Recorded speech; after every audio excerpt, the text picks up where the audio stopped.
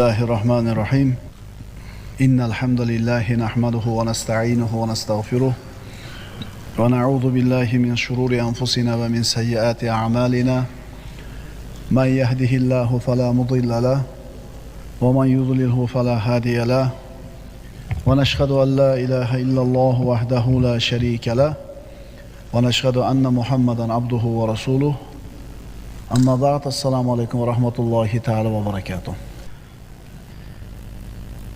Saodatning sabablari deb nomlangan silsila darsimizni bugun 19-si. Bugungi mavzu hasad qilma. Baxtli, saodatli hayot kechirmoqchimisan birodar? Hasad qilma. Saodatning sabablaridan bittasi hasadgo'y bo'lmaslik. Eng avval qilingan gunohlar 3 ta. Kibr, hirs, hasad. Kibr shaytondan bo'ldi. Odam alayhisalomga sajda qilishdan bosh tortdi, men undan yaxshiman dedi. Kibr birinchisi. Hirs Odam alayhisalomdan bo'ldi. Alloh azza va jalla mana bu mevani yema dedi. Odam alayhisalom hirs qildi, yedi, jannatdan quvildi. Hasad Qobildan bo'ldi. Ukasi Hobilning qurbonligi qabul bo'lib, o'ziniki qabul bo'lmaganida hasadi keldida men seni qatl qilaman dedi.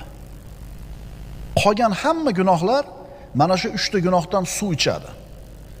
Bizdan sodir bo'layotgan hamma gunohlar mana shu 3 ta gunohdan quvvat oladi.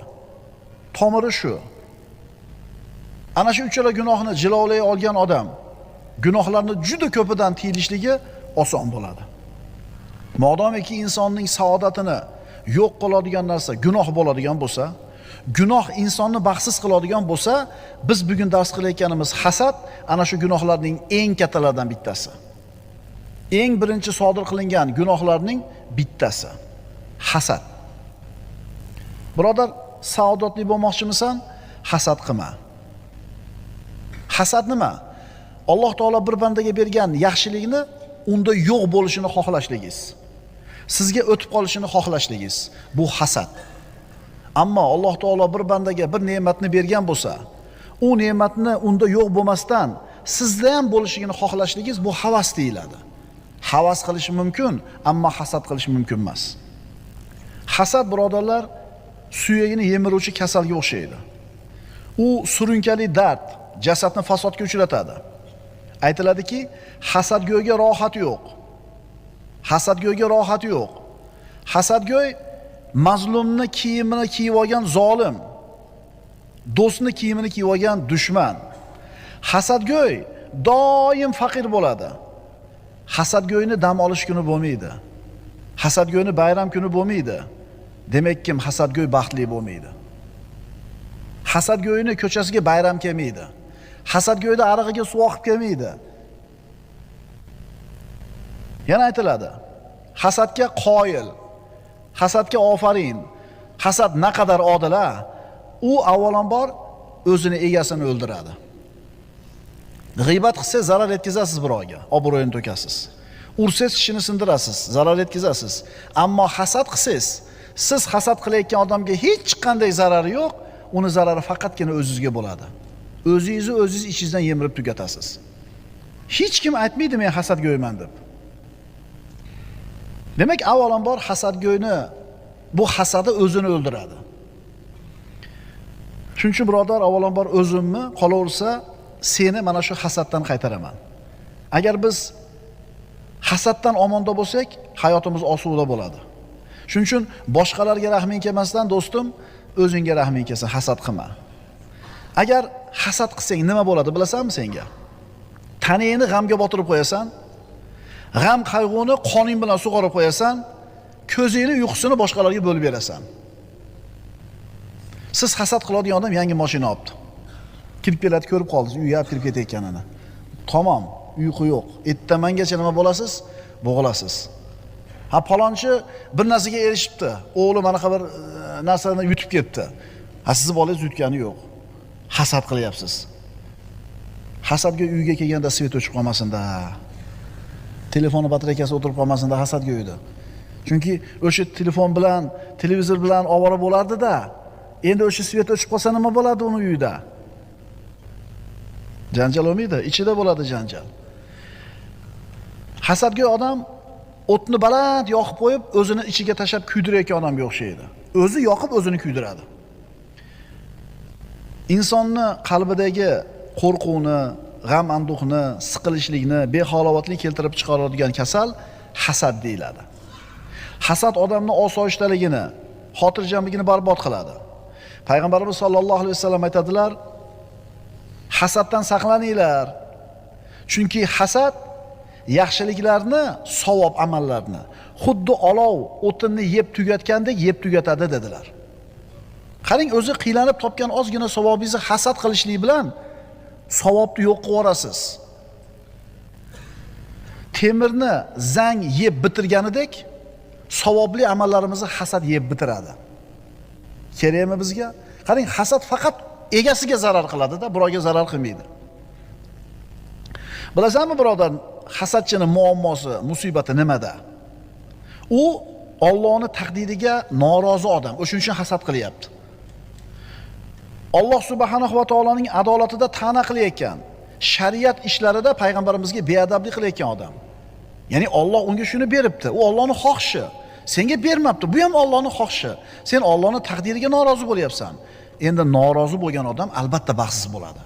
Yigitlar, o'ng quloq so'ng quloq eshitib olaylik. Rozi bo'lsangiz siz baxtlisiz. Iymondan keyin rozi bo'lsangiz siz baxtlisiz. Hasad hayotning hamma ko'chasida, mayda ikir-chikir ishlardan tortib eng baland cho'qqilargacha bo'lgan ishlarda hasad bor. Usta ustaga hasad qiladi. Savdogar savdogarga hasad qiladi. Muallim muallimga hasad qiladi. Hasad qilma birodar. Chunki uni ustida Allohning fazli turibdi, seni ustingda ham nima turibdi? Allohning fazli turibdi. Hasad qilma birodar. U o'zining rizqini yeyapti. Hasad haqida bo'lmayapti. Hasadgo'y bo'lmaslik haqida bo'lyapti. Chunki bizni silsila darslarimizdan maqsad nima qilsak saodatli yashaymiz degan savolning javobini qilyapmizmi? Hasadni yomonligini hamma biladi. Endi agar sen hasadgo'y bo'lsang, baxtli bo'lmaysan degani. Hasadgo'y inson demak Allohning taqdiriga norozi odam. Norozi odam hech qachon baxtli bo'lmaydi. Chunki baxt bu rozilik demakdir. Inson Alloh uni jasadiga bir dard bersa, kasal bersa, shu kasal tufayli Alloh uni gunohlarini kechiradi, darajasi ko'tariladi. Alloh undan rozi bo'ladi. Ustingizga kelgan dard uchun ajr olasiz. Ammo hasad shunaqa bir dard, shunaqa kasallikki, uni chekkaningiz uchun sizga ajr yo'q, gunohlaringizga kafforat yo'q. Chunki bu yoqdagi boshqa kasallarni Alloh taolo taqdir qildi, keldi ishingizga. Siz ixtiyoringizdan tashqari kasal bo'ldingiz. Ammo hasad siz o'zingizni ixtiyoringiz bilan o'zingizga chaqirib olgan kasal. O'shuning uchun bunga ajr yo'q. Hasadgo'y kishi o'lgunicha hasad qiladi. Yoki u hasad qilayotgan odam o'sha yaxshiliklardan mahrum bo'lguncha hasad qiladi. Birodar, agar qalbingda ochilib qolgan hasad eshigini o'zing yopib qo'ymasang, bu eshikni kim yopadi? Kim yopadi? O'lim yopadi. Qalbingda ochilib qolgan hasad eshigini o'zing yopmasang, o'lim yopadi. Hasadgo'y o'lib tinchiydi. Hasadgo'ydan boshqa har qanaqa odam bilan murosa qilish mumkin, lekin hasadgo'y bilan emas. Hasadgo'y bo'lma birodar. Chunki bu o'zingni qiynashlikdan boshqa narsa emas. Hasadgo'y qachon rozi bo'ladi birodan? Yo shu o'zida bor bo'lgan hamma yaxshilardan mahrum bo'ladi, o'zidagi hamma iqtidor, qobiliyatdan mahrum bo'ladi, fazilatlardan hammasidan uziladi. Shunda rozi bo'ladi. Hasadgo'y sen uni oldida tiz cho'ksang rozi bo'ladi. Ungacha tinchimaydi. Shuning uchun hasadgo'yni yomonligidan, hasadni yomonligidan va hasadgo'y bo'lib qolishlikni yomonligidan Alloh taolodan panoh tilaymiz. Hasadni sen tark qilmasang, u seni tugatadi. Qabrgacha olib boradi. Shuning uchun hasadni ertaroq tark qil. Hasad orqali qanaqa katta gunohlar sodir bo'ldi. Hasad o'zini egasiga nimalarni berdi-ya? Birinchi qotillik ham hasad sababli bo'ldi. Yaqub alayhisalomning o'g'illari o'zlarining ukasi Yusuf alayhisalomni quduqqa tashlashdi. Nima sababdan? Hasaddan. Yoqub alayhissalom o'g'li Yusuf alayhissalomni ko'proq yaxshi ko'rar edi. Shu hasad tufayli o'zini ukasini quduqqa tashlashga tayyor bo'lishdi. Birodarlar, o'zini jigarini, o'zini akasiga, ukasiga hasad qiladiganlar ham bor. O'lgani yaxshi, o'lgani yaxshi. Hasadda ham turlari bor-da. Birovga zarari yo'q hasad bor deydi, birovga zarari bor hasad deydi. Ahli kitoblar, Yahudi va Nasroniylar Muhammad alayhisalomga iymon keltirishidan ularni nima to'sdi? Hasad to'sdi. Vaholanki Tavrotda ham, Injilda ham Muhammad alayhisalomning alomatlari aytilgan edi. Aytadigan so'zlari, qiladigan ishlari, hamma alomatlari bor edi. Lekin nimaga iymon keltirishmadi? Hasad tufayli. Demak, inson hasad tufayli iymondan mahrum bo'lib qoldi. Ahli kitoblar haqligini bilib turib hasad tufayli iymondan yuz o'girishvardi. Iymondan yuz o'girishvardi-ya. Payg'ambarimiz sollallohu alayhi vasallam aytadilar, hasadgo'y mendan emas. Hasadgo'y mendan emas.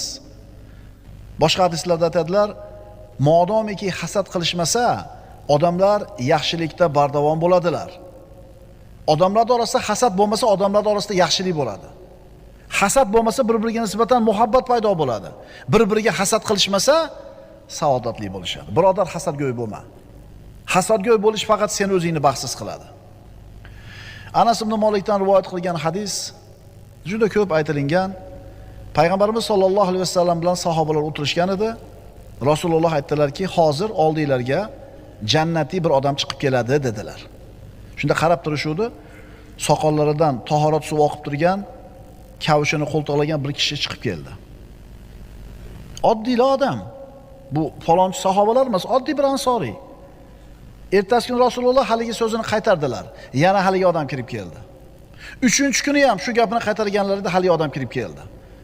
Shunda Abdulloh ibn Amr roziyallohu anhu, bu nima ishi bor ekan bu odamni? Bu Abu Bakr Siddiq emas, Umar ibn Xattob emas, hali kibor ashara-i mubashshara bo'lgan sahobalardan emas, oddiy bir inson. Orqasidan borib, birodar, otam bilan kelisha olmay qoldim. 3 kun uyga kirmayman deb men o'zimga ahd qildim. Shu 3 kun siz bilan turib tursam uyingizda dedi. Haligi ansoriy ko'ndi. 3 kecha u kishi bilan birga yotib turdi. Tunda qiladigan amallari bormikin, bir sadaqasi bormikin, bir xos bir zikri bormikin, bir nima amali bor ekanki, tashqarida hamma qatorilar yuradi. Lekin Rasululloh 3 marta jannatiy odam kiradi desa, o'sha odam kirib kelyapti. 3-kun bo'lganda ham hech qanday ishlarni ko'rmadi. Shunda Abdulloh ibn Amr aytdiki, otam bilan hech qanaqa gap o'tgani yo'q o'rtamizda. Men Rasululloh 3 marta hozir oldinglarga jannatiy odam chiqadi deganida siz kirib kelganingizni ko'rdim. Shunda sizning uyingizda bir qanaqa ishingiz bor ekan, biz bilmaydigan, shuni bilgani keldim deganida haligi ansoriy, siz ko'rgandan boshqa amalim yo'q. Faqat dedi, musulmonlardan biror kimsaga gina kudurat saqlamayman. Hech kimga nisbatan unga Allohdan yetgan yaxshilikka hasad qilmayman dedi. Abdulloh ibn Umar aytdi, sizni mana shu maqomga yetishtirgan narsa shu xislat ekan dedi. Hasadgo'y bo'lmasligi shu kishini jannatiy bo'lishiga sabab bo'lyapti. Demak, oson ish emas ekan bu. Demak, oson ish emas ekan. Kechqurun yotayotganimda bironta musulmonga nisbatan g'illag'ashligim yo'q qalbimda va bironta odamga hasad qilmayman deyapti. Bo'ladimi shunaqa qilsa? Bo'ladi. Lekin juda qiyin. Aqlni go'zalligi fikr bilan, tilni go'zalligi sukut bilan, yuzning go'zalligi ibodat bilan, so'zning go'zalligi rostgo'ylik bilan, qalbning go'zalligi hasadni tark qilishlik bilan. Ikki ko'zing ko'rib turgan bo'lsa, birodar, ikkita qo'ling, oyog'ing ishlab turgan bo'lsa, ikkita quloqing eshitib turgan bo'lsa, kimga hasad qilasan? Nimaga hasad qilasan? Hasadning zararlari. Hasad Alloh taoloning g'azabiga qolishga sabab. Hasad go'yni qalbi hasrat bilan to'la bo'ladi. Hasad egasining martabasini pasaytiradi. Hasadchini hamma yomon ko'radi. Hasad ne'matning zavoliga sabab bo'ladi. O'zingdagi bor narsa yo'q bo'ladi hasad qilaversang. Hasad katta yomonliklarning manbasi. Hasad jamiyatni buzuvchi bo'lgan cho'qmor. Hasad axloqsizlikning alomati. Undan tashqari bu ruhiy, ma'naviy tomonlari bo'lsa, hasadning zarar tomonlari. Endi jismoniy zararlari ham bor. Mana shu jasadingga ham zarari bor. Sen agar birodar hasadgo'y bo'ladigan bo'lsang, o'zingni tanangni tinimsiz dardlarga, kasallarga ro'baro qilasan. Tabiblar aytishadi. Hasadgo'y insonda quyidagi dardlar doim birga bo'ladi. Hasadgo'y odamda quyidagi dardlar doim birga bo'ladi. Isteladi shu dardlarni. Umidsizlik, tushkunlik, g'azab, nafrat, oshqozon o'pka kasalliklari, teri kasalliklari, yurak kasalliklari, immunitet tizimini buzilishi, jigar o't ishini buzilishi, uyqusizlik, doimiy charchoq, bel va bo'yindagi og'riq, doimiy stress va to'shakdagi muammolar. O'shungacha ta'sir qilar ekan birodarlar. Ha, men shunchadan beri ukol olib yuribman ekanmi? Shu hasadni tarqisam hal bo'ladi birodar. Chunki aytdik-ku, hasad shunaqa o'tki, faqat o'zini egasini kuydiradi. Hasad shunday bir dardki, faqat o'zini egasini qatl qiladi. Ikki narsa birga bo'la olmaydi. Qanoat va hirs. Insonda qanoat bo'lsa, hirs bo'lmaydi. Agar insonda qanoat bo'lmasa, doim hirs bo'ladi. Endi ikkita narsa bir-biridan ajralmaydi. Hirs va hasad. Hirs va hasad. Bir odam aytadi, ikkala oyog'i ham yo'q odamni ko'rganimdan keyin yangi to'fli kiyganlarni ko'rsam hasad qilmay qo'ydim. Qaytarib beraymi? Ikkala oyog'i ham yo'q odamni ko'rganimdan keyingina yangi to'fli kiyganlarni ko'rsam hasad qilmay qo'ydim. Chunki oyog'im bor-u meni deydi. Birodar, mana shu matohlarida, dunyoning ne'matlarida o'zingdan yuqori bo'lgan odamlarga qarasang, hasad degan narsa doim senda turaveradi. Dunyo ishlarida, dunyo matohida o'zingdan pastroq odamga qaraganda, shunda hasaddan qutulasan. Sen palonchini oyligi katta deb hasad qilyapsanmi? Seni ozgina olayotgan maoshing ham ishsiz odam uchun katta mablag'. Sen palonchi uyini kattaligini ko'rib turib hasad qilyapsanmi? Seni kichkinagina uying ham uysiz odamga koshona hangoma. Boshqalarda ishini yengilligini hasad qilyapsanmi? Ishsiz yurgan odamga seni qilayotgan og'ir ishing ham ne'mat, boylik. Birovni pulini ko'pligini hasad qilyapsanmi? Seni to'plab qo'ygan ozgina javharming ham qarzga botib ketgan odam uchun katta boylik. Dasturxonni palonchini to'kin sochin deb uni dasturxoniga hasad qilyapsanmi? Seni faqirona dasturxoningchi, yurtida urush bo'layotgan och insonning orzusi. Birovga hasad qilmaslik uchun dunyo matohida o'zingdan balandlarga emas, o'zingdan holi xaroblarga qaragin. Ma'qulmi? Jipmasmi mashinangiz? Sedanmi? Zato peshkom bola saptmasu? Siz bola saptib yuribsizmi? Zato peshkom emasu? Siz peshkom yuribsizmi? 10 odam arabada o'tiribdi. Siz arabada o'tiribsizmi? 10 odam 18 yildan beri komada yotibdi. Qarangda, siz qaysi tomonga qarayotganingizga. Shuning uchun hasad qilma birodar. O'zingdan pastroq bo'lgan odamlarga qara. Darsimizni Payg'ambarimiz sollallohu alayhi vasallamning hadisi bilan tugatamiz. Modomiki hasad qilishmasa, odamlar yaxshilikda bardavom bo'ladilar. Doimiy yaxshilikda bo'lishini xohlasang birodar, saodat topishni xohlasang birodar, hasadgo'y bo'lma. 19-sabab hasad qilma. Aqulu qawli hada va astagfirulloh li va lakum. Bismillahirrohmanirrohim. Innal hamdalillahi nahmaduhu va nasta'inuhu va nastaghfiruh. Wa na'udhu billahi min shururi anfusina va min sayyiati a'malina. Man yahdihillahu fala mudilla lahu wa man yudlilhu fala hadiya lahu. Wa nashhadu an la ilaha illalloh wahdahu la sharika lahu wa nashhadu anna Muhammadan abduhu wa rasuluh. Amma ba'd, assalomu alaykum va rahmatullohi ta'ala va barakatuh. Saodatning sabablari deb nomlangan silsila darsimizdan bugun 20-sabab. Saodatning sabablaridan 20-si hayotni boricha qabul qil. Bu dunyo qanaqa joy? Bu hayotda dunyo nima? Payg'ambarimiz sollallohu alayhi vasallam aytadilar: "Ad-dunya sijnul mu'min va jannatul kafir." Bu dunyo mo'min uchun qamoqxona kabi, kofir uchun esa jannat kabi. Chunki bu dunyoda inson har qancha zo'r yashamasin, oxiratdagi jannatda beriladigan ne'matlarning oldida bu dunyo qamoqxonaga o'xshab qoladi, taqqoslasangiz. Endi kofir bu dunyoda har qancha qiylanib yashasin, mashaqqatda yashasin, u uchun bu dunyo jannat. Nima uchun?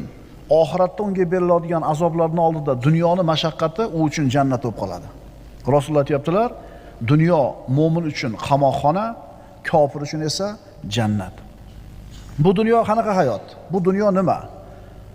Astagfirullah, allazi xalaqal mauta val hayata liyabluwakum ayyukum ahsanu amala. U zot Alloh azza va jalla siz bilan bizni qaysinimiz chiroyliroq amal qilishimizni sinashlik uchun o'lim bilan hayotni yaratgan. Bu dunyo sinov uchun keldik uni ichiga biz. Bu dunyoda 100% huzur halovat, doimiy bir komfort, doimiy bir huzur halovat bo'lishi mumkin emas. Alloh taolo aytadi: "Va mal hayatud dunya illa mataul g'urur." Bu dunyo faqatgina mataul g'urur, insonda oldaydigan matohlardan boshqa narsa emas. Boshqa oyatda: "Va ma hayatud dunya illa lahvun va la'ib." Bu dunyo o'yin kulgu, maza bemazagarchilik. "Va mal hayatud dunya fil oxirati illa qalil." Bu dunyo hayoti oxiratga borganda ozgina narsaga aylanib qoladi. Bir rolik ko'rdim. Bir odam qo'lida arqon ushlab turibdi, bir 15 metr cho'zilgan, boshiga izolenta o'rab qo'yibdi 1 santimetriga. Endi tasavvur qilinglar deyapti. Mana shu arqon deyapti. Cheki yo'q deydi. Mana bu 1 santimetr izolenta o'ralgan joyi dunyo hayoti deyapti. Oxiratda tasavvur qilishinglar uchun shu narsaga deydi fikr qilinglar deydi. Necha million kilometrli ip bo'lsa, u yog'i oxirat hayoti, boshidagi 1 santimetr izolentasi dunyo hayoti deyapti. Shuning uchun Alloh taolo aytayapti: "Va mal hayatud dunya fil oxirati illa qalil." Bu dunyo hayoti oxiratda oldida ozgina bo'lib qoladi. 1000 yillab yashagan kofirlarga qiyomatga borganda, do'zaxda kuyayotganda qancha kun dunyoda turdinglar? Dunyoda qancha turdinglar desa, bir kun yo yarim kun. Fasalil adin yozib turgan farishtalardan so'ra deydi. Demak, mana shu vaqtincha ozgina bo'lgan hayotda siz bilan biz atrofimizda bo'layotgan ishlardan norozi bo'lib jazavaga tushamiz. Hayotni boricha qabul qilishlikka e'tibor bermaymiz. Hammani o'zimiz xohlagandek bizga yoqadigan bo'lishini xohlaymiz. Bugungi mavzuyimiz hayotni boricha qabul qil. Fama mataul hayati dunya fil oxirati illa qalil. Oxiratga borganda bu dunyoning matohi juda ham ozgina narsa bo'lib qoladi. Ozgina sabr qilaylik, tugaydi. Bu dunyo qanaqa joy? Qiyinchilik, mashaqqatlarning koni, g'am tashvishlarning makoni, lazzatlarni ketkizuvchi o'rin, tinimsiz tuslanib turadigan, ko'ngilsizlarga to'la, yo'li mashaqqatli bo'lgan bu dunyoki, sen bilan men birodar mana shu dunyoni g'am tashvishidan siqilib bo'g'ilib yuribmiz. Shuning uchun dunyoni boricha qabul qil. Hayotning mashaqqatlariga qayg'urma. Zero u shunday yaratilgan. Bu hayotning asli mashaqqat, charchoq, shodlik vaqtincha, xursandchilik noyob.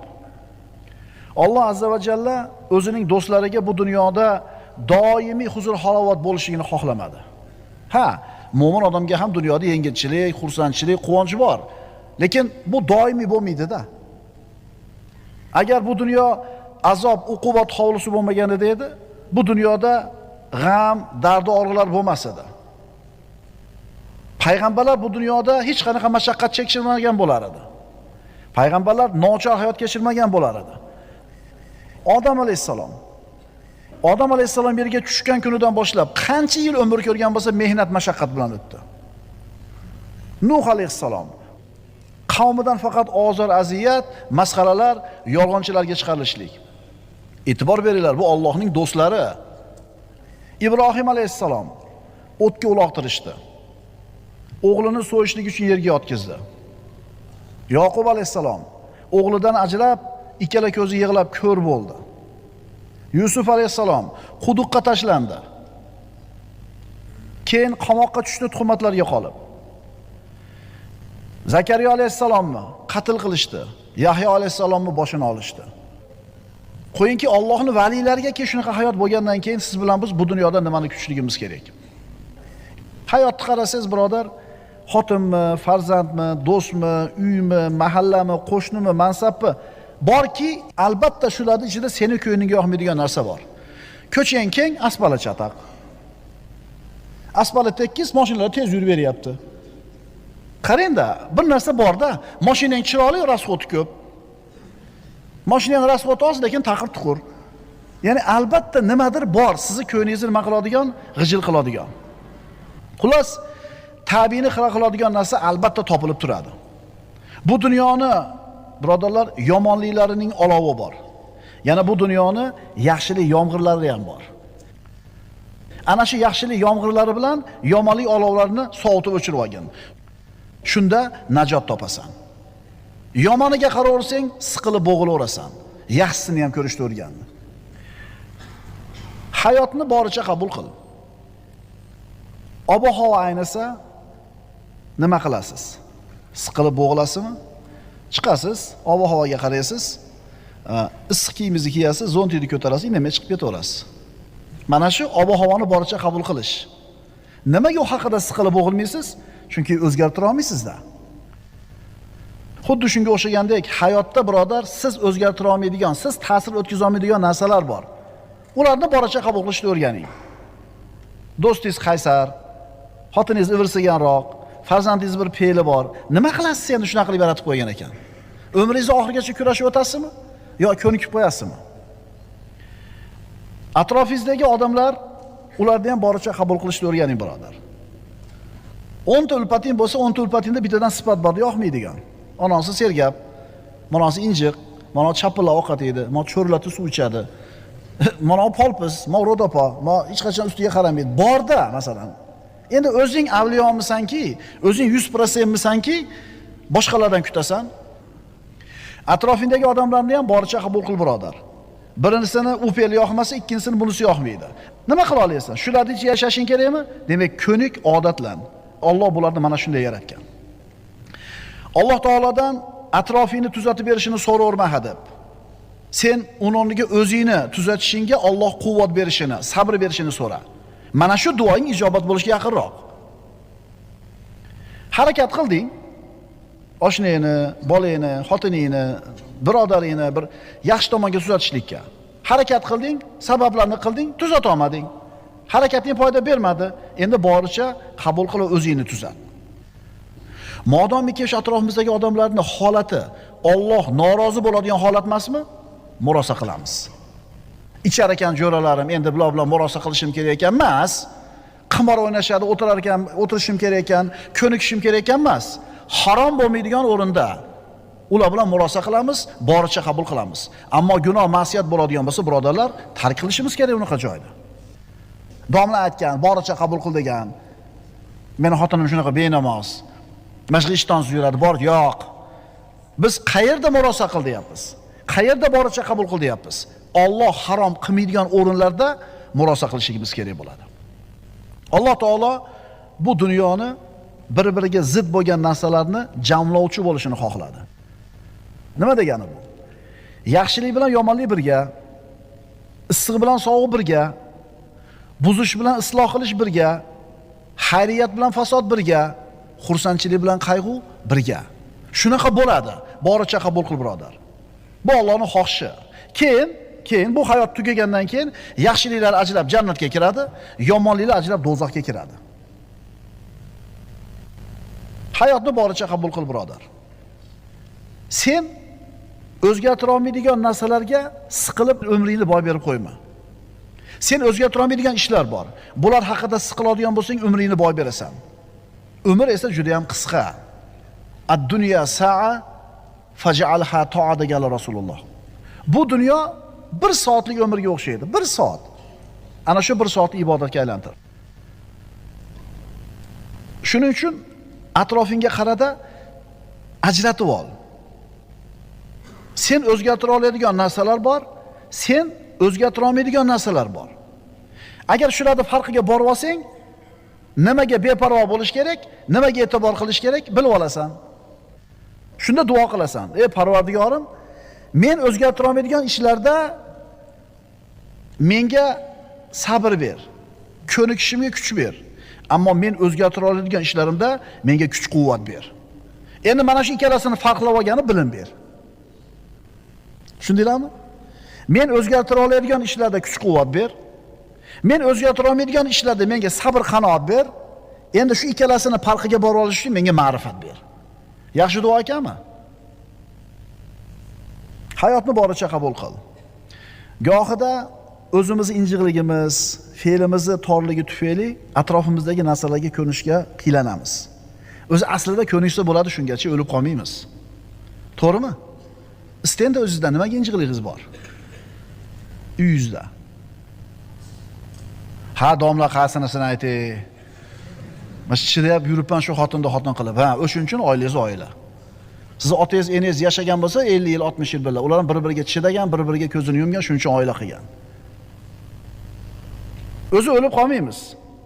Shuning uchun o'zimizni tuzatishni xohlamaganligimiz uchun atrofimizni tuzatib ber deb so'raymiz Allohdan.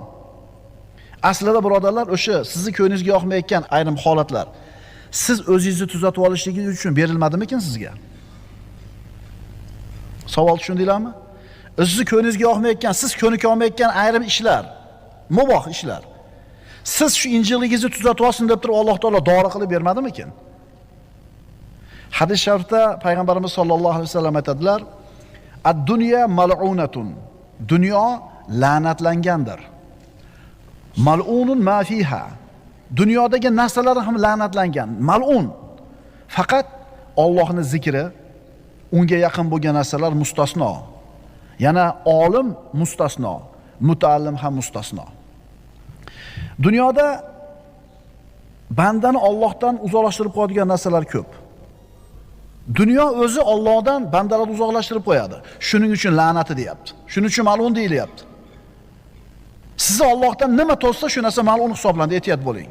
Faqat Allohning roziligi uchun bo'ladigan ishlar bundan mustasno. Ilm mustasno, talabi ilm mustasno, amr ma'ruf mustasno, nahiy munkar mustasno, Allohning zikri mustasno. Sizni Allohdan uzoq qilayotgan, Allohdan chalg'itayotgan narsa bor, bu mal'un hisoblanadi. Shuning uchun birodar, hayotni boricha qabul qil.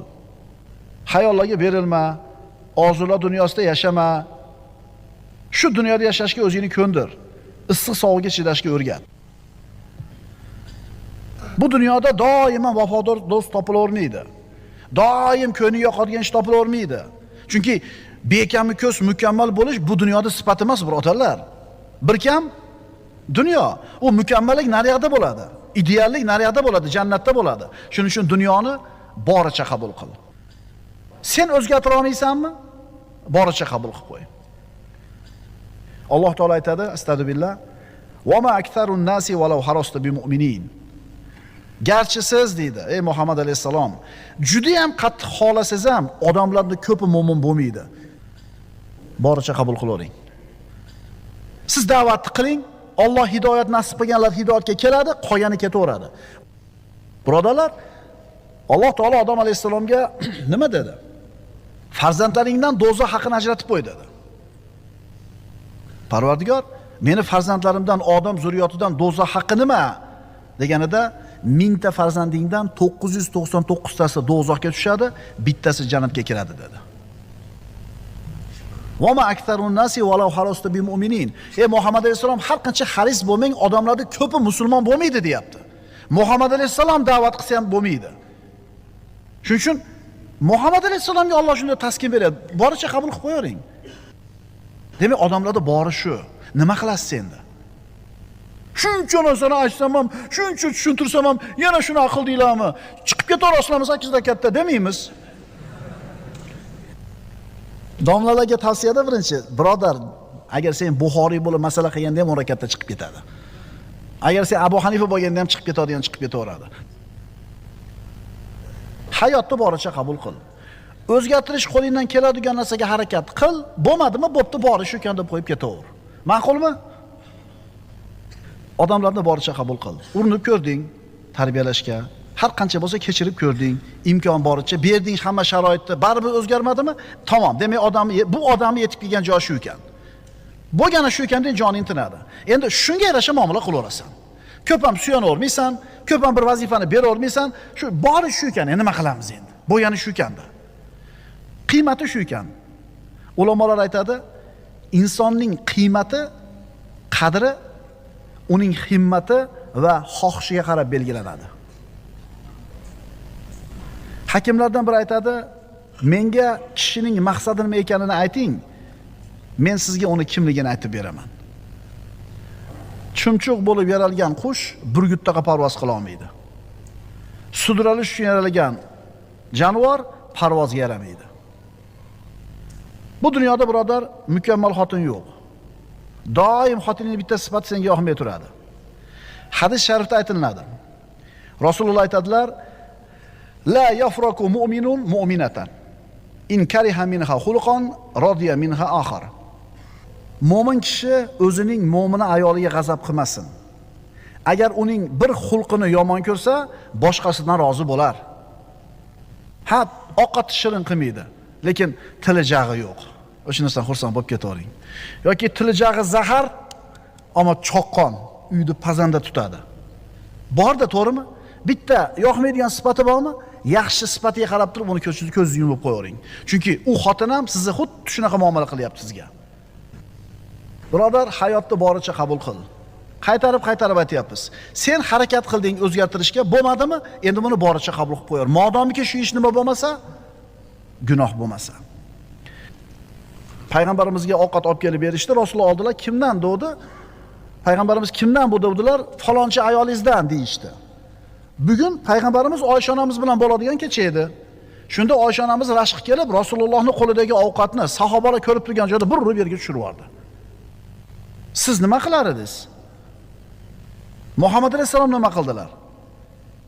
Ayolini tabiatini bilganligidan, ayol kishi bo'lganligidan yerdagi sinig'ida olib terib, onalarda rashq kelib ketdi-da, g'ayirligiga kelib ketdi-da deb qo'ydilar, kechirib qo'ydilar. Boricha qabul qilishni misoli shu.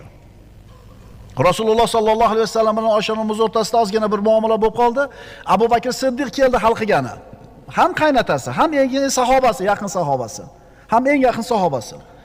Shunda payg'ambarimiz Oysha onamizga qarab turib, Muhammad alayhisalom, siz gapirasizmi yo men gapiraymi bo'lgan ishda?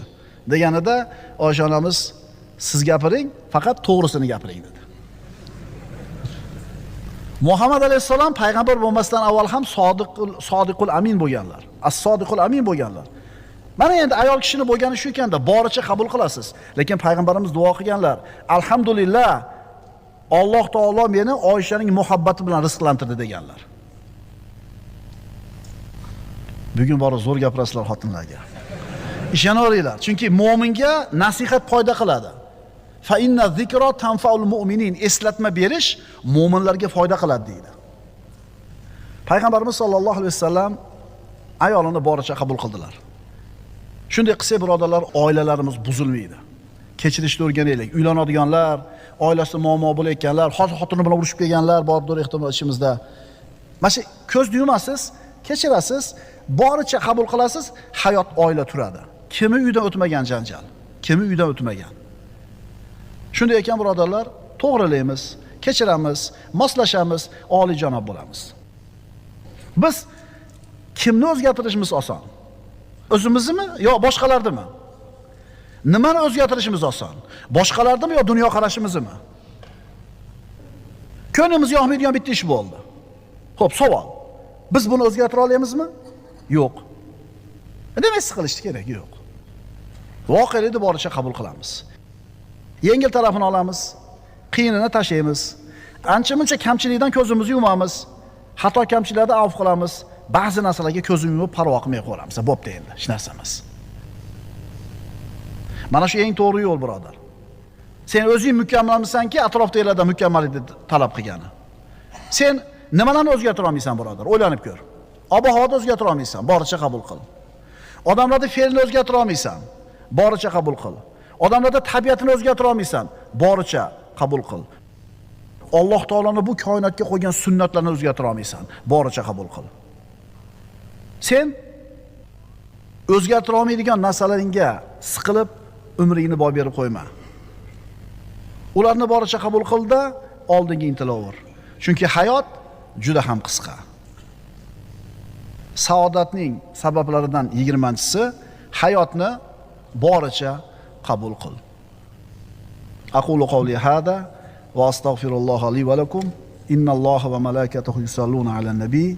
Ya ayyuhallazina amanu sallu alayhi va sallimu taslima. Vassalamu alaykum.